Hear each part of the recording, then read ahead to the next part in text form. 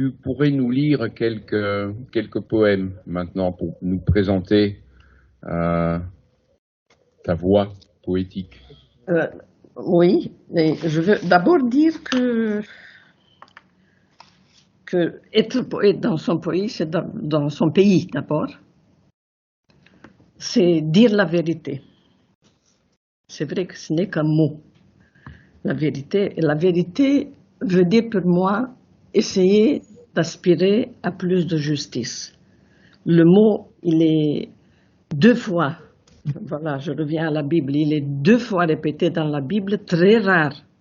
Tzedek, tzedek, tirdof, tu poursuivras d'une poursuite effrénée la justice et rien que la justice.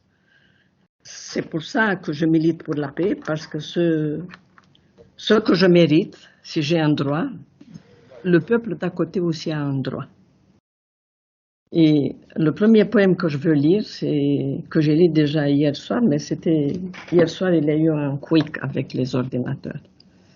C'est d'un petit recueil, Gratis Pro Deo, qui a été, je l'ai dédicacé aux enfants juifs et palestiniens assassinés pour rien.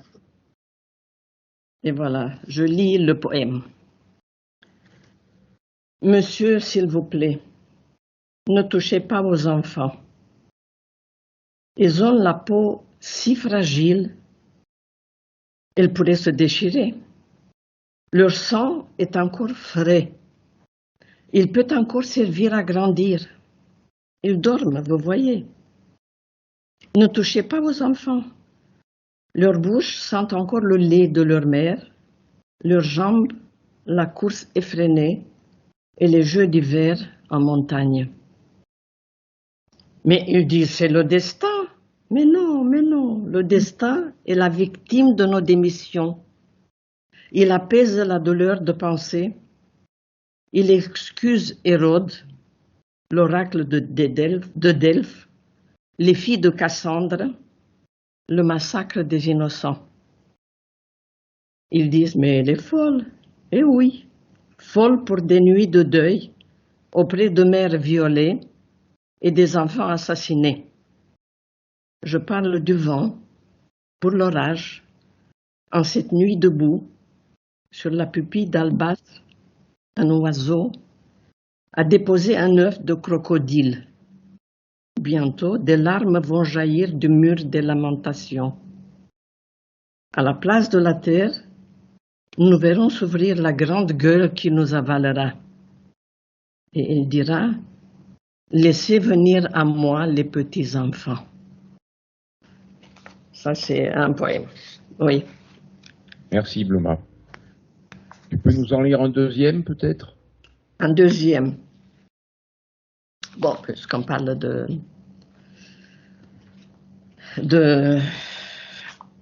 Israël, de la langue hébraïque et de la Bible.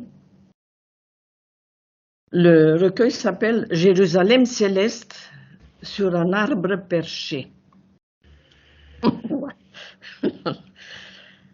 Voilà. Lorsqu'il viendra, il s'agit de Messie évidemment, lorsqu'il viendra ou qu'il reviendra, le Messie apportera avec lui les dossiers des morts et des vivants en attente. Saint Michel le suivra avec sa balance fatidique, avec les Pythis, les Furies, l'oracle de Delphes, les derviches, les toubibs et les druides. Nous nous présenterons devant eux, pose douloureuse, remords profonds, visage torturé, bras tordus dans un mouvement de contrition.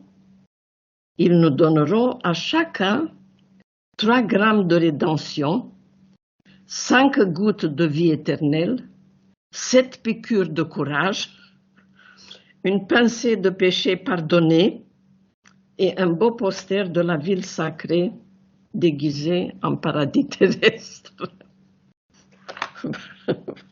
Voilà, je vois que Jacques rigole. Oui, c'est bien. Bon. Oui. Dans ta biographie tout à l'heure,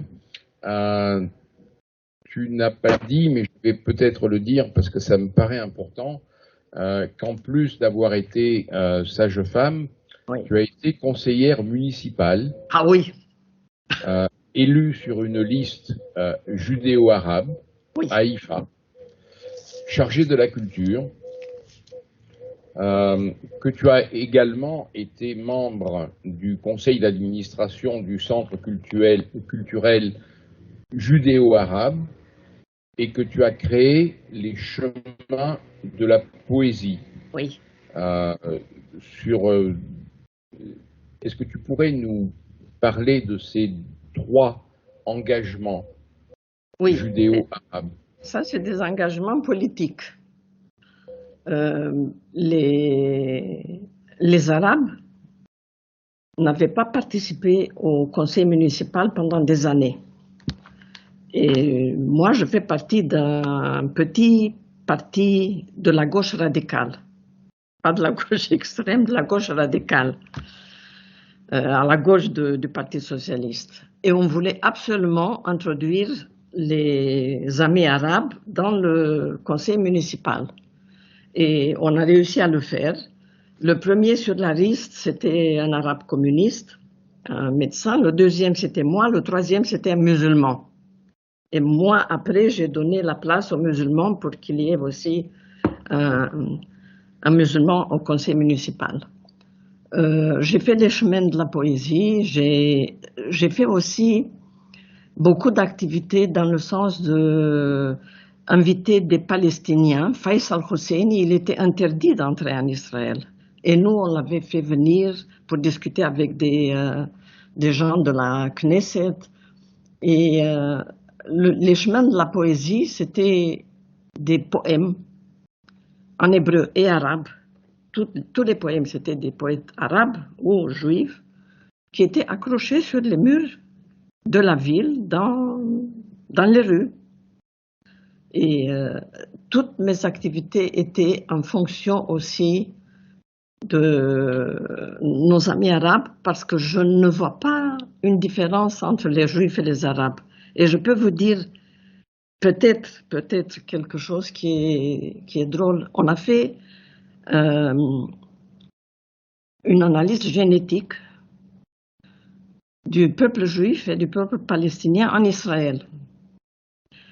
Et ce qui était le plus drôle, c'est que les professeurs de l'Institut ont trouvé que la génétique des Palestiniens, des Arabes palestiniens, était exactement la génétique des Juifs ashkénazes.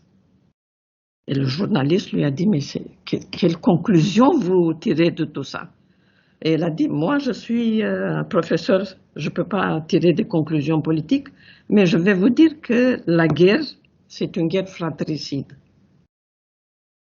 Voilà, c'est pourquoi j'ai essayé tout le temps de démontrer que d'une certaine façon, Israël et Ismaël sont le même peuple.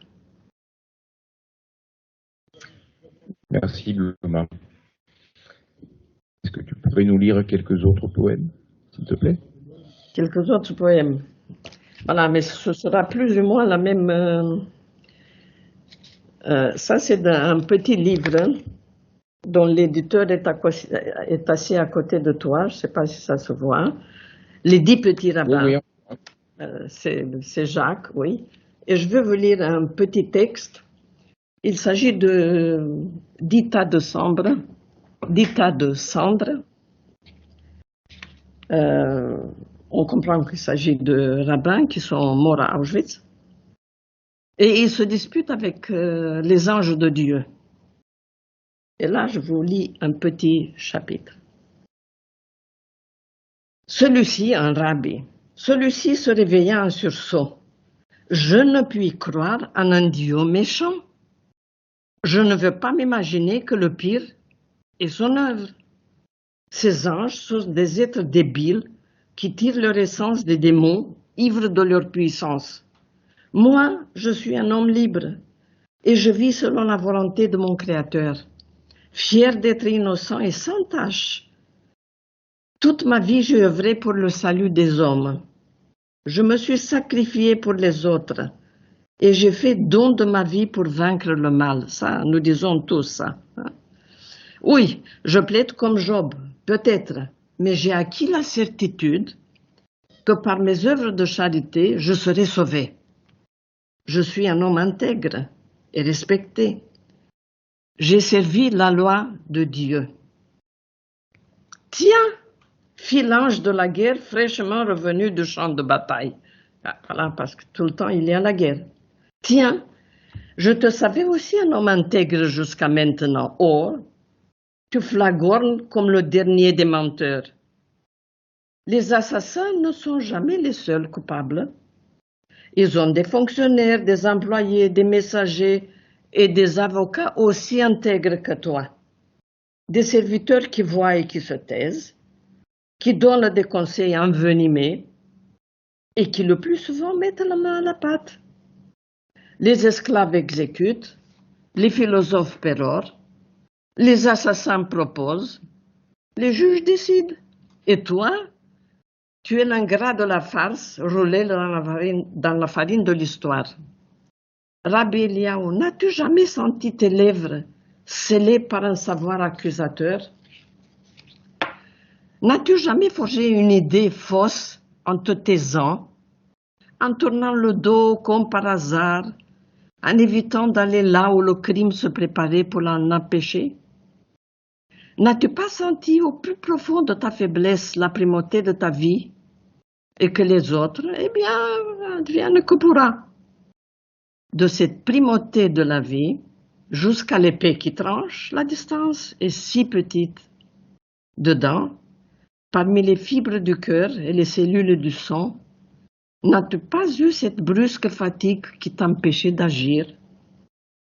La guerre n'advient jamais sans qu'on lui fasse signe de venir, sans qu'on l'appelle de ce désir frelaté de défense. Et puis, ne t'es-tu pas senti meilleur que les autres? Unique peut-être, et même élu. Mais élu en fonction de quoi? De quelle valeur ajoutée? Voilà, ça c'est pour le peuple élu. Merci. Beaucoup de tes textes poétiques ou romanesques tournent autour de la question, d'une part, de la religion, d'autre part, de l'action de l'homme. Est-ce que tu es religieuse, Bouma? Non, je ne suis pas du tout religieuse. Je peux te dire que je mange cachère, hélas. Mais c'est ça, les Juifs ne sont ni ça ni ça. Ils sont entre tous les... Et les Juifs n'ont pas la foi. Ça, je te le dis en secret, tu ne le dis à personne. C'est les seuls qui n'ont pas la foi. Les autres peut-être oui, mais les Juifs non. Mais je ne suis pas religieuse, mais je considère que la Bible et la religion, même la religion juive et chrétienne, celle que je connais mieux, parce que l'islam je le connais moins, les religions sont bonnes. Elles ont des idées extraordinaires, mais personne ne les applique. Tout le monde se croit que la patrie m'appartient à moi. Elle m'a été donnée. On prend le premier verset, on dit Dieu nous a donné ce pays. Mais ensuite, il l'a donné aux Mamelouks et avant à Nabucodonosor, à Titus qui a détruit le temple. Il l'a donné et à la fin aux Anglais. C'est-à-dire qu'il nous a donné le pays puis il l'a pris. La religion veut dire, la vraie religion veut dire faire justice. Je reviens toujours sur le mot justice parce que c'est le seul qui comprend tous les autres. Faire justice, c'est partager ce pays, c'est regarder l'autre comme un être égal à toi et pas que toi tu es supérieur ou élu. Alors, en Israël, où les questions religieuses et les questions d'orthodoxie ou de non-orthodoxie sont centrales, comment est-ce que toi, tu es perçu comme personne, en tant que personne, et comment est-ce que ton œuvre littéraire, ta poésie, tes romans sont perçus? dans ce cadre Oui. religieux, justement. Étant donné que je suis poète de langue française, francophone, je ne suis pas très connue en Israël. Mais en Israël, il y a des extrémistes religieux pour qui je suis une hérétique, qui mériteraient la mort. Bon, ils ne la donneront pas, mais ils prieront Dieu que nous la donne. Pour les gens d'extrême droite, je suis une traître. Qu'est-ce que ça veut dire que je ne crois pas que nous sommes élus, que le pays nous a été donné à nous? Les écrits des écrivains israéliens de gauche, ils sont lus, mais par la droite, ils sont seulement lus pour être dénigrés. Mais des gens comme Amos Oz, que certainement parmi vous ont lu, ou Aleph Bet Yehoshua, ou David Grossman, et même Ronnie Somek. Ronnie Somek a été à Sète, c'est un poète israélien. Ce sont des gens de gauche qui sont vus comme des traîtres à la nation. C'est Oui. clair, la bataille est grande ici, il ne faut pas croire. Je sais, il y a quelques années, j'avais reçu Ronnie Somek et je lui avais posé à peu près la même question et il m'avait répondu de façon très évasive, ne tirez pas sur le pianiste. Moi, je ne peux défendre que moi-même. Mais moi-même, je ne suis rien. Je ne peux pas défendre la bêtise, je ne peux pas défendre l'extrémisme. Et si jamais Israël doit disparaître, je le dis en toute... j'ai une grande peur. Mais si jamais Israël, en tant qu'État, doit disparaître, ce ne sera pas à cause des Palestiniens. Nous avons déjà perdu l'indépendance à cause des extrémistes. Et là, il y a même des rabbins fascistes. C'est un fait. Moi, je le dis, il y a d'autres qui se disent, bon, on ne se fait pas l'autocritique jusqu'à l'os. Tu nous as dit que tu n'étais pas très connu en Israël parce que tu écris en français. Est-ce que tes œuvres sont traduites en hébreu? Oui, j'ai eu des livres qui ont été traduits. J'ai un recueil de poèmes qui a été traduit par un grand poète israélien, et Aaron Lamir. Mais plus je ne sais pas comment te dire. Moi, je veux écrire et pas m'occuper du reste. Si quelque chose restera, on traduira après moi. Sinon, ça ira, tu sais où. Je ne suis pas une fanatique de mes propres écrits. Pas du tout. Et maintenant que tu parles hébreu, tu n'as toujours pas envie d'écrire en hébreu. Comment? Maintenant que après des années en Israël, tu parles hébreu, tu n'as toujours pas envie d'écrire en hébreu. Oui, j'ai écrit, mais je n'ai pas publié parce que... Non, je n'ai pas publié parce que ça me vient plus facilement en français qu'en hébreu. Mais j'ai enseigné en hébreu, j'ai fait des cours à l'université, mais je n'écris pas en hébreu. Ça arrive. Ça arrive. Pas de la littérature. D'accord. Est-ce que tu peux nous lire encore quelques poèmes, s'il te plaît? Oui. Oui, tu as un sujet préféré? Non. Hein? Non, pas du tout. Tu n'as pas de sujet préféré? Voilà. Sur Jérusalem. On n'a pas parlé encore de Jérusalem, tu te rends compte? Si, Jérusalem perché sur un arbre. Sur un arbre perché. C'est rare, parce qu'on s'arrache les tripes là-bas. C'est pas du jeu, Jérusalem. Moi, je vais te lire un sur Jérusalem. Jérusalem libérée, ville chère, ville de paix, libérée de tous les symboles, fausses paroles, de ces fous enragés, des popes et des curés, des rabbins fascistes, des imams terroristes, tous pareils, gardiens accrédités de l'unique vérité, sauveur de l'homme mort dans des guerres saintes, serviteur du seul et unique Dieu, découpé en petits morceaux dont nos bouches affamées s'emparent pour apaiser leur soif d'éternité. Ça, c'est Jérusalem. Et là, je vais te lire un qui est un peu plus personnel. Il vient un temps où même Dieu doit faire pénitence, ça s'appelle le truc. Dieu fait pénitence, je voudrais l'entendre. Seulement, je suis un peu sourde d'oreille et je ne l'entends pas toujours. Quand j'ai été affligée, tu ne m'as pas consolée. Quand j'ai été battue, tu ne m'as pas sauvée. Quand j'ai été malheureuse, je ne t'ai pas vue arriver dans un char de feu. Moi, pas vu toi.